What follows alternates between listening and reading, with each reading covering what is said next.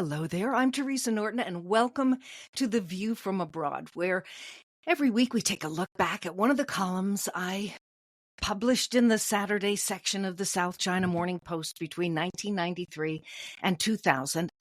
And why do we do this? Well, because I wrote on so many different topics, and a lot has changed in the last 30 years.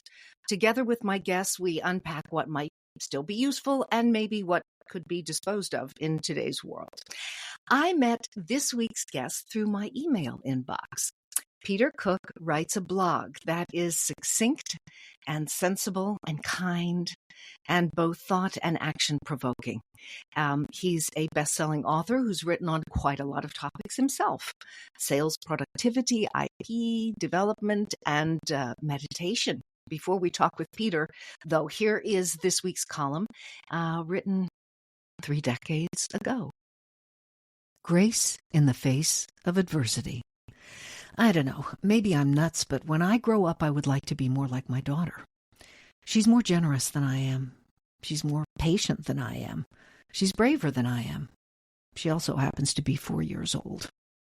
A little weird, well, perhaps, but I do see qualities in that little girl that, given nurturing and encouragement, will someday make her a better woman than me. Last week, we pulled out our copy of the movie musical The Wizard of Oz. Grace had not yet seen the film. Every year when I was a little girl, one of the television networks would broadcast the film. As I recall, it was shown just before Halloween, and I would sit cross-legged in my flannel nightgown in the middle of the living room and travel with Judy Garland and Ray Bolger, Jack Haley, and Bert Lahr to a land where troubles melt like lemon drops away above the chimney tops. Half the thrill was the splendor of Glinda the Good and the Emerald City and those wonderful songs. And the other half was the delicious terror of the winged monkeys, the great and terrible Oz. And that witch, she scared the poop out of me. I couldn't wait for Dorothy to throw that bucket of water and melt her like a lemon drop. I'd brace myself each year as I watched a fear-filled, tearful Dorothy plead with the fading image of her Auntie Em in the witch's crystal ball. "Oh, I'm frightened, Auntie Em, I'm frightened." And as Auntie Em's image became more vague, I'd hug my knees to my chest in terrified anticipation. Ooh, there in the crystal ball, a horrible green face mocked the scared little girl from Kansas. "Oh, I'm frightened, Auntie Em. I'll give you, Auntie Em." By this point, I was either balled up on my mom's lap or hidden under a blanket. That witch haunted every nightmare I had as a child. But I looked forward to watching the movie each year in spite of her. And it was with the glorious music and magical performances in mind that I joined my daughter on her maiden voyage down the yellow brick road. Grace loved the film. She wanted to watch it again immediately. No leaping onto my lap or covering her eyes when Margaret Hamilton wrote "Surrender, Dorothy" across the skies above Oz. She sat mesmerized, a little tense, but totally transfixed. I was delighted and a little surprised that she seemed so unmoved by that wicked witch. I have quite a collection of books on the making of The Wizard of Oz, and the next day my husband walked into the kids' room only to find that Grace had gathered all of the books together and laid them out on her bed.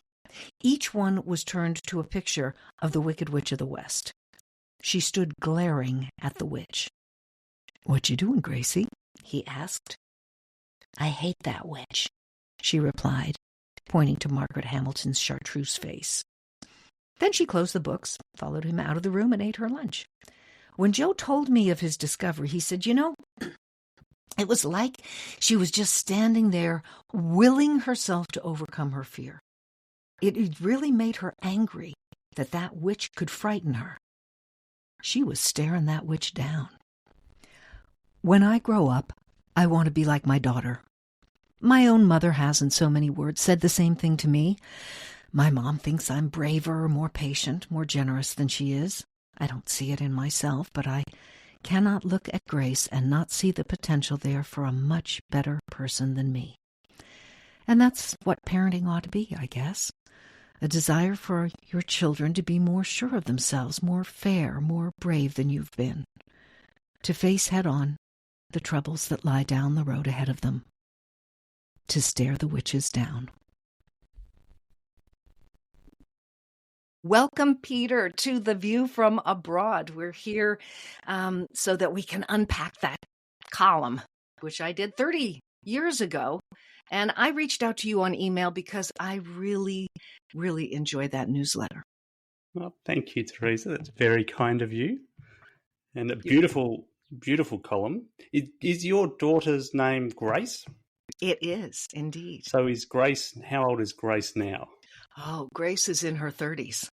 Wow. How did your prediction go? I've been dying to ask you, did Grace turn out to be a kind, generous, brave young woman? She is still the person I would most like to be like when you grow up. Yeah, when I finally grow up. Yeah, absolutely. Thank you for asking that question. You have daughters yourself. Yes, Scarlett is 12. We actually listened to the column together as well as part of the prep, and Emily is 9. So wow, two beautiful young. Well, Scarlett's turning into a young woman already, which is kind of scary. Isn't it? Yeah, I know.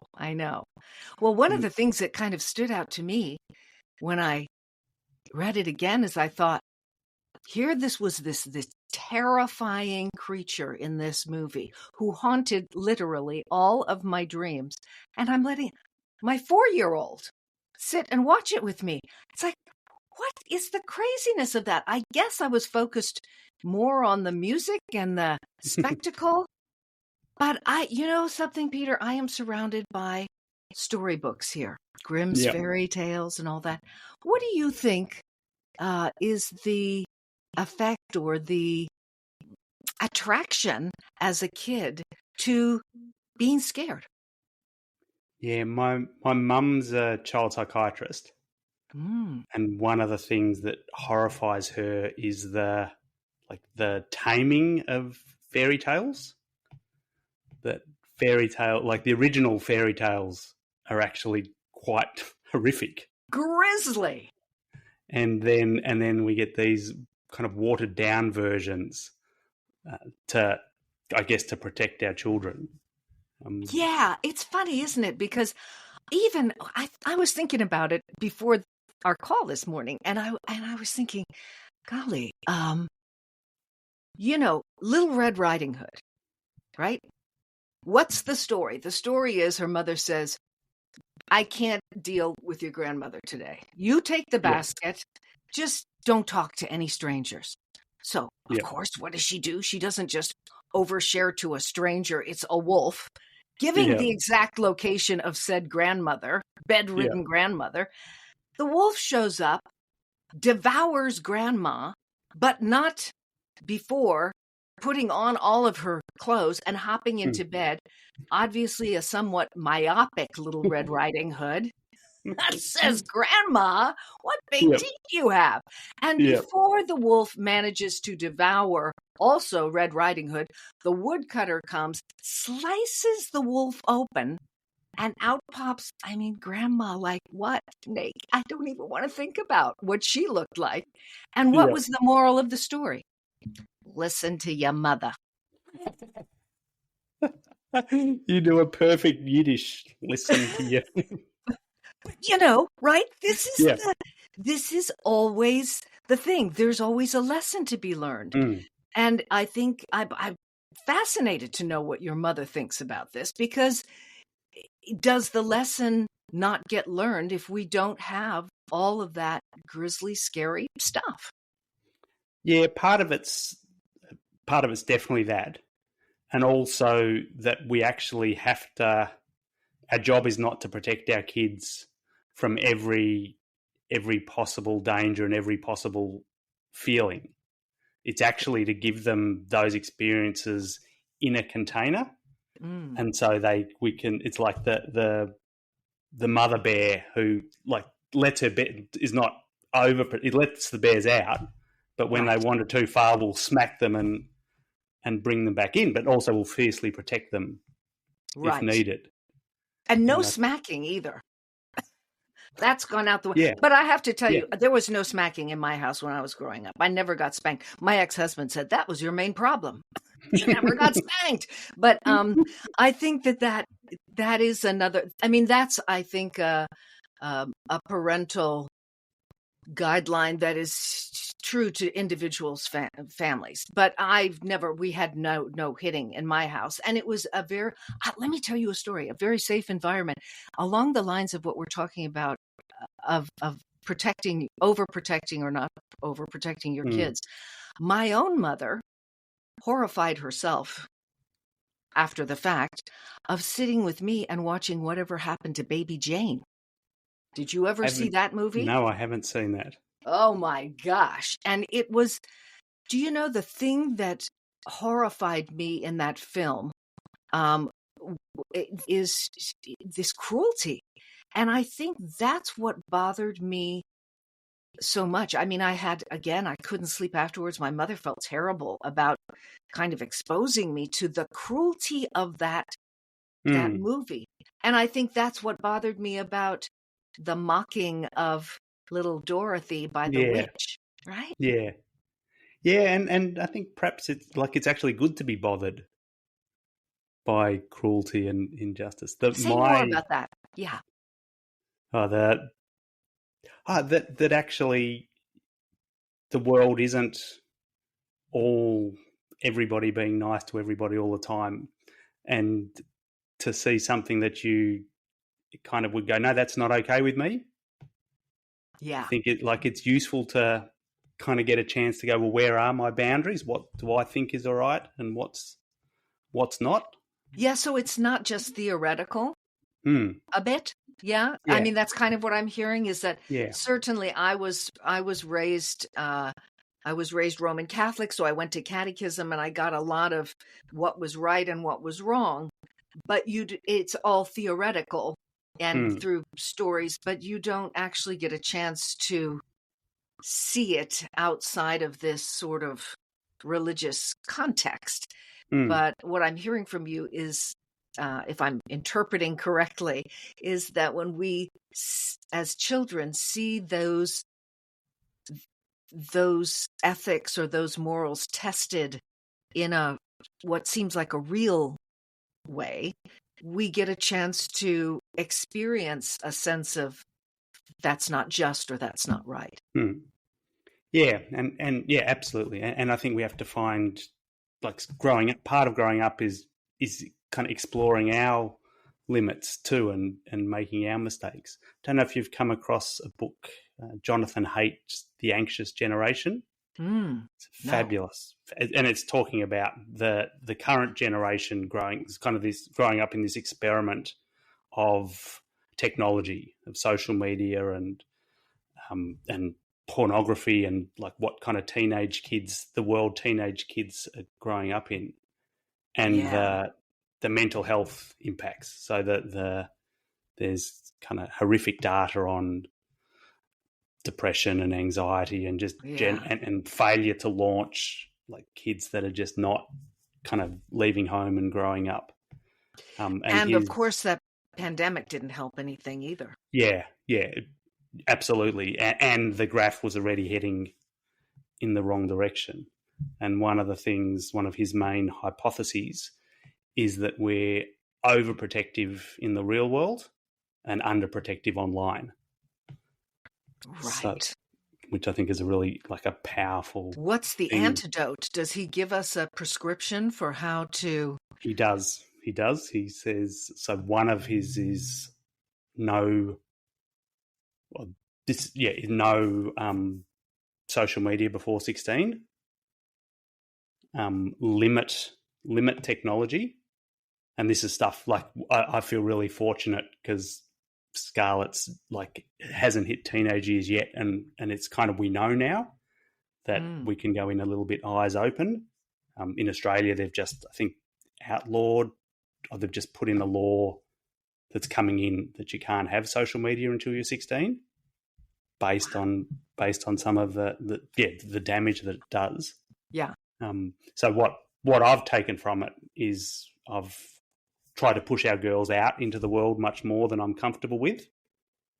So I had one Trish was away, and I'm like, I need to do the grocery shoppings. I want to get to the gym. Like, I've got this. And then it's like, well, wait a sec. The supermarket's near the gym. Okay, girls, here's the list. Here's $50. Great. I'm going to go to the gym. You go to the supermarket. I'll see you in the cafe. Well, that feels real sensible to me. Yeah. I mean, No, but you've got a 12-year-old with a younger sibling. Yeah, no, right? absolutely. You know, it's not like you sent a 3-year-old and a 6-year-old off by themselves. No, and when I was a kid, I'm sure at 6, I was sent to walking to the milk bar to get the milk and it wasn't, this, but it's that kind of thing has got older and older and older, and it's not, and even though it's sensible, it's not usual. Sending a 12 and a 9-year-old out on their own into the world isn't actually normal anymore. And then the other thing we've done is really limited technology. And having no technology in private spaces. So we've already kind of set up girls' desks in the living room. That's a good idea. Yeah, so that any time, and they're not allowed any technology in their bedrooms. I have a column actually that is specifically on this topic. Wow. I'll talk to your mom.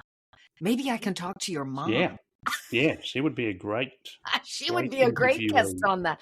Because even in the very early days of all of this, the technology being introduced, my kids were like the first generation to have computers, and then later mobile phones. And then by the time they were adults, they were smartphones, really. But and it's interesting to see, I think neither one of them are really social media people. But it's different when you're a teenager, know? It's different when you're a teenager. Wow. Interesting. Carrying on this note about you and your daughters and finding healthy things to do. Can you talk a little bit about how you and your wife have ensured that each one of them gets some individual attention? I loved what you told me about that. Yes, I've tried to create a few different rituals in the family around different things. But the one is every week we have date night. So once a week, the girls stay at mum and dad's, and every Friday night is just Trish and me. And once a quarter, it's a weekend away with Trish, and then also every quarter we split the girls up and have a weekend apart, so that I'll be with Scarlett and Trish will be with Amy, and one of us will go away, and so we'll have time. Okay, so somebody goes on a off-site, goes on, and the other child stays with the other parents on a staycation. Exactly. And then 3 months later we swap. That's wonderful, and it's great that it happens regularly, but not all the time. It's something to look forward to. It's like a quarterly and treat. We plan it, and the girls get very excited. Yeah. A couple of weeks ago, did an overnight bike ride with Amy, who's 9. So we drove to 5 kilometers from where we were going. It wasn't like an epic long trip, but we had all our clothes packed in my pannier. We got our bikes out of the car. We then rode along the bike path into this little country town and stayed the night in a hotel there and went swimming in the river. Wow. Beautiful. Really great. Well, listen, it does not surprise me that you are so thoughtful about what you do with your children, because it's a big part of your life, isn't it? In fact, why don't we do this? Let's take a little break. And then during the break, we can talk a bit about your blog and how all these different elements of your life come together. Sounds great.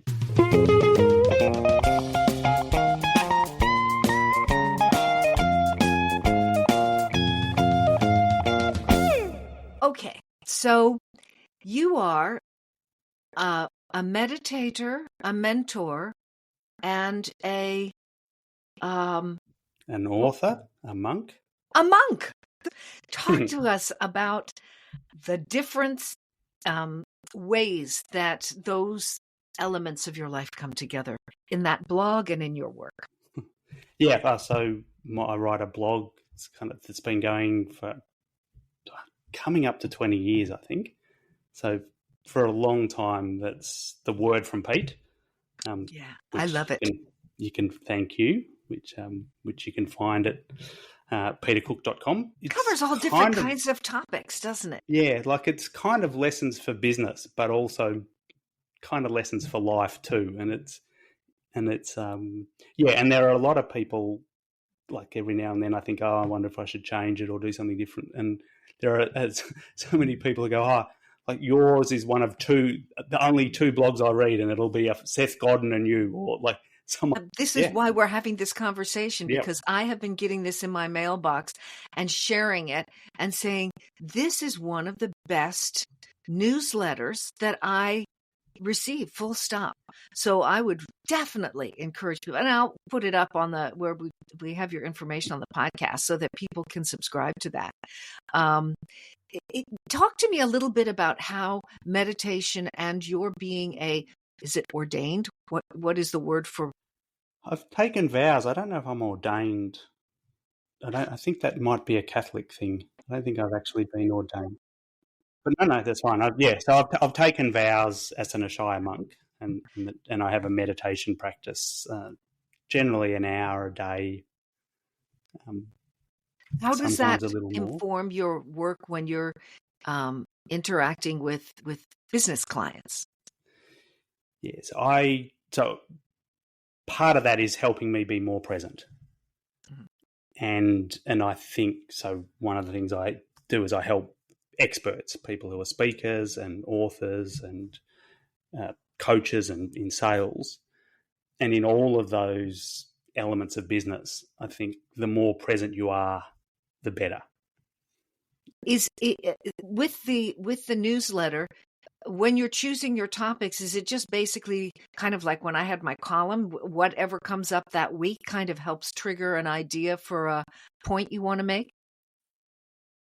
A couple of things. One is, like I'm constantly thinking, oh, that might be a good topic for a blog. So I was teaching a meditation course last weekend, and I parked on the street next to I sometimes do it here, but this was at a friend's house. She was hosting it, and so I parked on the street next to her house, and then this 80-year-old woman came out of her house, which I'd parked in front of, and said to me, "You can't park there. Park over there." And I'm like, "Oh, why not?" She goes, "Well, this isn't where you park. This is private property." And it's not like this is street parking. This is not. But this woman is clearly a little delusional, and but it's an interesting kind of dilemma. What do I do in this situation with I'm right? Yeah. But you've got you had another beautiful blog about when do you fight to be right? Do you want to be right? Do you want to be happy? Yeah, and I said, oh, would it be better if I park over there? She's like, yeah, well, that's where you're meant to park. I'm like, okay, fine. This is not a hill I'm going to die on. And yeah. But then I was thinking, so that as an idea for a blog is actually everybody you talk to is like that. It might be a little more subtle, but everybody is deluded and 100% certain that they're right. As are you, as am I. Right. And so it's the kind of the first insight is that's actually the world we're in, and it's our own world too. The world isn't we see the world not actually as it is, but through our own delusions about how things should be and our experience. Yeah, and that kind of takes us back to fairy tales that either help to form our experience of the world. I think those if they're powerful when we're little, they're Yeah. They may have something to do with how we see things.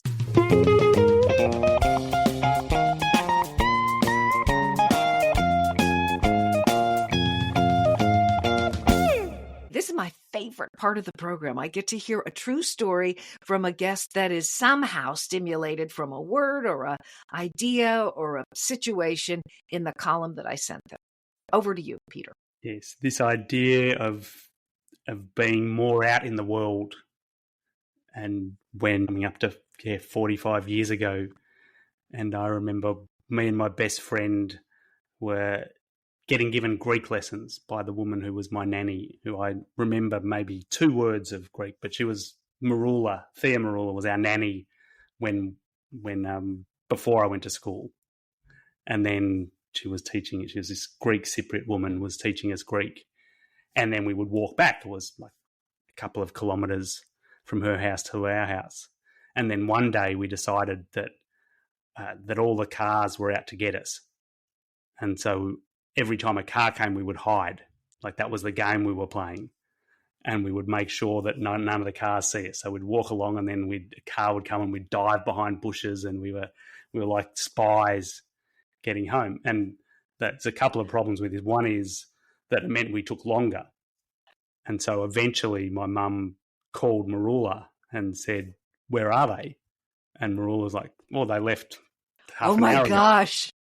And then the second problem was, so Mum got in the car to come and find us, but the problem is we hid from the car,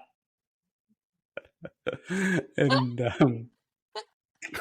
Hey, and then she Wandy. got to Marula's. So what ended up? What was the conversation at dinner? I mean, what did your mom say in the end? I she was relieved and said, "Don't do that again." But she was fine. Like she was scared and then fine. Yeah, scared and fine. I was thinking even earlier when we were talking about kids getting out in the world, and I used to terrify my children. I have to admit this. And they would say, yes, you did terrify us. Every time, because they grew up, they were born and raised, they were made in Hong Kong.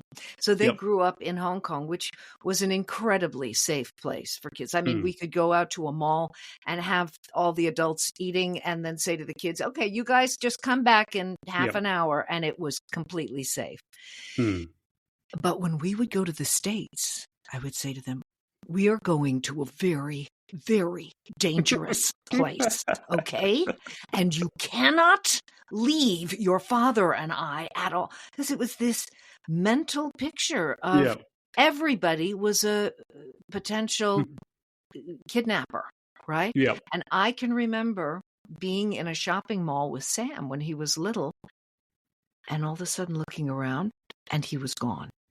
And I think of it now, and I get that horrible flop sweat, prickly under the arms thing. I freaked out. And of course, all of the sales clerks. And where was he? Where? Right in the middle of that round rack that had all the clothes on it. I mean, what a perfect hideout cabin, So I appreciate that sense of relief. There was no scolding to be done there. It was just, he was actually right next to me. I just couldn't see him. I love the idea of your imaginary flying monkeys, for lack of a better word, being cars. Yeah. Listen, thank you so much for sharing that true story with me. And also just participating in such a thoughtful conversation that I had no idea where this was going to go. I mean, we had the Wizard of Oz, and I knew you had these beautiful daughters, and I knew that I kind of thought it was a little weird that I let a 4-year-old watch something that terrified me when I was young. But it's, I think some beautiful points have come out of this, that we need to be careful. We need to be careful not to overprotect our children. Right? Yep. Except when it comes to the online world, then we need to go harder.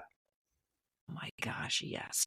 Great conversation. Thank you, Peter. And let's get the blog details on here one more time. So if people want to read the good stuff that I'm reading from you, just go to petercook.com. and that's COOK, no E, right? Correct. Breathe all the time, right? Come up slowly. And if you're fearful about anything, hang in there, because as my friend Geraldine says to me, hey, what if it's good?